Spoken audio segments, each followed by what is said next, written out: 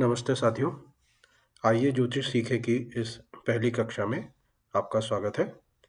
आज हम विश्लेषण की शुरुआत वहाँ से करेंगे जहाँ से आत्मा का कार्मिक एग्जिट और न्यू एंट्री तैयार होती है। हम फर्स्ट हाउस से स्टार्ट नहीं करेंगे, हम स्टार्ट करेंगे 12th हाउस से, द्वादश भाव से। सभी लोग इस संसार में लग्न से शुरुआत करते हैं, लेकिन एक शोधकर्ता और यूसे रिसर्चर वो हमेशा बीज को देखता है। A researcher will always look towards the seed. 12वां घर हमारा सबकॉन्शियसनेस है और हमारा पिछला कर्म भी। The 12th house is the house of subconsciousness and the collection of our past karmas. मेरे 10वें घर में सूर्य की जो स्थिति है, जिसे हम दिग्बली सूर्य भी कहते हैं, मुझे ये अधिकार और आज्ञा देती है कि मैं बिना किसी भय के या संशय के आपके सामने शुद्ध शास्त्रीय सत्य को रखूं। मैं विश्लेषण करूंगा, आप इसे एक विद्यार्थी की तरह ग्रहण कीजिए। तो हम चलते हैं 12th हाउस की तरफ। लेट अस अंडरस्टैंड, यहाँ पे एक राशि है, 8वीं राशि वृश्चिक राशि। इस कुंडली के 12वें भाव में जो स्कॉर्पियो राशि, जिसे हम वृश्चिक भी बोलते हैं, स्थापित है। वृश्चिक एक स्थिर जल या फिक्स्ड वाटर की राशि है। इसका अर्थ यह है कि यहाँ की जो एनर्जी है, the energy in the house is stable but like fixed water resource, it's very deep. तो ऊर्जा है और बहुत गहरी है। इस का स्वामी जो है राशि का, वो मंगल है, जो 27 डिग्री पर अपने ही स्वराशि में विराजमान है। जब 12वें घर का स्वामी ही 12वें अपने घर में बैठा हो तो यह विमल योग का निर्माण करता है। शास्त्र ये कहते हैं कि ऐसा व्यक्ति शत्रुओं का हनन करता है, यानी कि उनके शत्रु उनके सामने या तो टिक नहीं पाते या हार जाते हैं। लेकिन 12वें घर का जो मंगल है, अग्नि, वो स्कॉर्पियो जिस राशि की हम बात करें, 8वीं राशि, वो पानी, इसको भाप बना देता है, इसको स्टीम बना देता है। इसका टेक्निकल मतलब ये है कि जब तक ये व्यक्ति कोई काम को सीक्रेटली करते हैं तब तक उसे बहुत अच्छे से करते हैं, लेकिन जैसे ही ऊर्जा बाहर प्रकट होती है या काम बाहर प्रकट होता है, उनका लॉस स्टार्ट हो जाता है, द वर्क स्टार्ट डिग्रेडिंग, और in the other words you can also say it starts erosion. Now in the next step we can see Ketu और मंगल, ये दोनों यहाँ पे हैं। मार्स जो मंगल है 27 डिग्री पर, केतु 6 डिग्री पर। अब यहाँ पे एक बहुत बड़ी कार्मिक स्थिति बन रही है। So you can see that Mars energy and Ketu responsible for the detachment. So there is a big karmic condition has been created. अब हम समझते हैं कि जो 12वां हाउस है, ये जो 12वां हाउस है या द 12th हाउस, इसका मूल स्वभाव जो है वो है डिसॉल्यूशन। वो मंगल यहाँ पे, मार्स यहाँ पे इंटेंसिटी दे रहा है, लेकिन ये जो केतु है ये मोक्ष का कारक है। अब जब तक ये व्यक्ति किसी चीज से अटैच होके काम नहीं करेंगे, डिटैच्ड होके काम करेंगे, तब तक वो बढ़िया चलता रहेगा। ये क्या करेंगे, जब तक ये डिटैचमेंट में है, detachment the moksha. If the person is not expecting anything from his work and what he is doing, everything will be good. So this conjunction of Mars and Ketu, it will act as a shield to his work. But on the other hand, the rules say, जो नियम ये कहते हैं कि जैसे ही इस व्यक्ति के मन में किसी विषय के या किसी व्यक्ति के प्रति इमोशनल अटैचमेंट होगा, इस हाउस की एनर्जी एक्टिवेट होगी और केतु का काम है काटना। तो जैसे ही अटैचमेंट होने लगेगा वैसे ही लॉस होगा।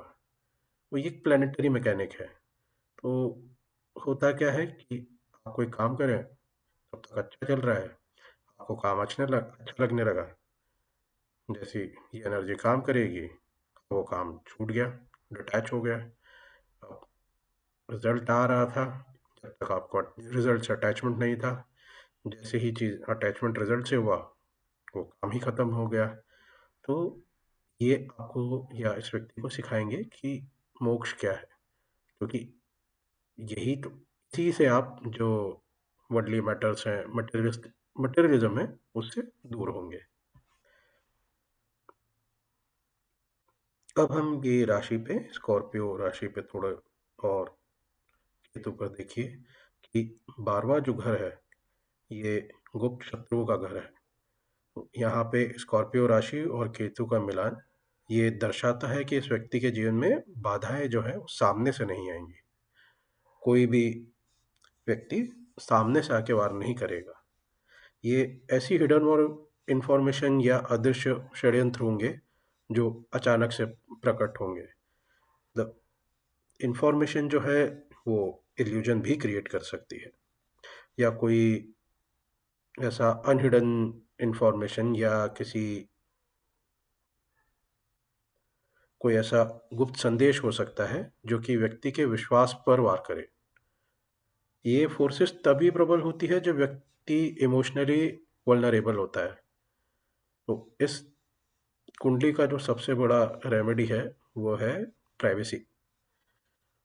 हर चीज़ को प्राइवेट रखिए, अपने आप चीज़ें बचती रहेंगी।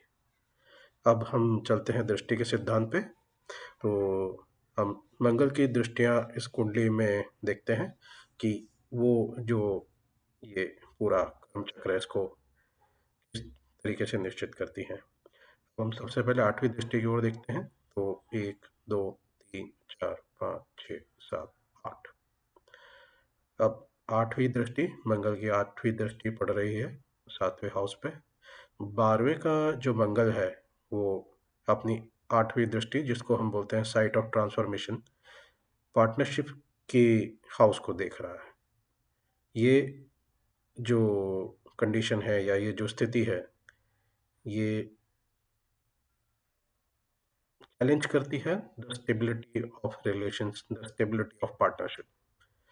ये क्यों चुनौती देती है? ताकि आत्मा का परिवर्तन हो सके। जो जब यहाँ पे आपका मार्स इसको देखता है, रिलेशनशिप्स को, your friendships, your relationship, your business partnerships, challenge आते हैं, आप किसी को एक्सेप्ट करते हैं, फिर वो चीज़ खत्म हो जाती है, आप उन्हें फिर एक्सेप्ट करते हैं। इस तरीके से होता रहेगा। नेक्स्ट देखा जाए तो 1 2 3 4 5 6 7, यहाँ पे हमने देखा था कि ये इधर चैलेंज कर रहे हैं फॉर पार्टनरशिप्स, यहाँ पे पार्टनरशिप्स, रिलेशनशिप्स, यहाँ पे हम जा रहे हैं इस ओर द 7th दृष्टि ऑन द 6th हाउस। ये क्या करता है कि ये वैसे भी एनिमीज का हाउस है, तो ये शत्रुहंता योग है। इसका मतलब ये है कि कोई भी शत्रु है, is any kind of enemies, whether he is seen, unseen, forbidden, hidden, ये जो enemy है, you will not be able to defeat this person. Sometimes what happen, this the enemy would have tried something, but it comes to support this person itself. Now the third दृष्टि will go. अभी हम तीसरी दृष्टि की ओर देखते हैं, 1 2 3 4। तो तीसरे घर पे यहाँ पे जो दृष्टि है, ये मेंटल रेजिलियंस देती है इस व्यक्ति को। अब इन मेंटल रेजिलियंस का मतलब ये है कि नुकसान होता है और ये ठीक है, नुकसान होता है फिर से खड़े होते हैं। आप ये मान सकते हैं कि कितना भी बड़ा नुकसान हो, ये मोटिवेटेड रहते हैं, या उसे हम मोटिवेटेड कहेंगे या प्रिजर्वर्स कहेंगे कि नुकसान होने के बाद फिर से वो कॉन्फिडेंस बिल्डअप हो गया। इट में शायद जैसा देखा जाए तो मार्स का एनर्जी वैसे भी है, तो बड़ा लॉस होने के बाद भी ये वापस से चीज़ें कर लेते हैं, यही उसको साहस प्रदान करती है। तो ज्योतिष के अनुसार इस कुंडली का 12वां घर एक कार्मिक लैब है। यहाँ कार्मिक लैब इसलिए है, जैसा हमने देखा कि जब ये अटैचमेंट से काम करेंगे तो चीज़ें खराब होंगी, डिटैचमेंट से काम करेंगे तो अच्छी होंगी। यहाँ पे जब आप देखेंगे 1 2 3 4 5 6 7 8, जब ये रिलेशनशिप में, फ्रेंडशिप्स में, पार्टनरशिप्स में गिव एंड टेक करेंगे तो इनका पार्टनरशिप अच्छा चलता रहेगा। लेकिन जब आप किसी के साथ पार्टनरशिप में होते हैं तो इमोशनल अटैचमेंट भी हो जाएगा। जैसे ही ये इमोशनल अटैचमेंट हुआ, ये काम करने लगेगा। काम इसी हाउस से हो रहा है, इसी की ओर हो रहा है, लेकिन एक्टिवेशन अलग अलग है। तो यहाँ पे इस कुंडली में जब भी ये डिटैच रहेंगे तब तक ठीक रहेगा। इमोशनली अटैचमेंट जहाँ स्टार्ट हुआ, चीज़ें नहीं रहेंगी। इमोशनली अटैचमेंट ही यहाँ पे रूट है डिटैचमेंट का। एक और चीज़ देखिएगा कि ये पार्टनरशिप का हाउस है। अगर मैं यहाँ से गिनता हूँ 1 2 3 4 5 6, तो छठा, इसके लिए तो छठा घर जो है फिर से एनिमी हाउस हो जाता है। इसलिए यहाँ मंगल और केतु व्यक्ति को ये सिखाते हैं कि मोह ही बंधन है और डिटैचमेंट ही असली शक्ति है। मैं आप सभी के सामने सिर्फ वही बातें बोल रहा हूँ जो ग्रह बोल रहे हैं। इसमें किसी भी तरह की मेरी कोई भी व्यक्तिगत राय नहीं रही है। अगली वीडियो में हम बात करेंगे 11th हाउस की।